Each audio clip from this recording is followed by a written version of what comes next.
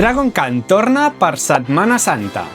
Per si vius en una cova o has estat completament desconnectat, Durant aquest hivern, PortAventura ha dut a terme un retrac parcial del Vertical Loop i el Cobra Roll, dos dels elements més icònics del recorregut completament renovats. però quan podrem pujar-hi? Aquesta setmana s'ha col·locat l'última peça d'aquest retrac i ara toca fer els tests. PortAventura ha anunciat que Dragon Khan torna per l'Easter Celebration, del 26 de març al 3 de maig, però no ha confirmat cap data. Suposo que quan ens aproximem al dia ho sabrem. Altres novetats d'aquesta Easter Celebration: Odio aquests noms, però ja en parlarem un altre dia. Ferrariland obre el 27 de març. Tornen les atraccions d'aigua i el Templo del Fuego i alguns nous espectacles. Deixarem de veure la llarga llista d'atraccions fora de servei? Jo estaré ja pel dia de l'obertura de Dragon Khan, així que seguiu-me per no perdre-us res i deixeu-me als comentaris què us ha semblat aquest retrac.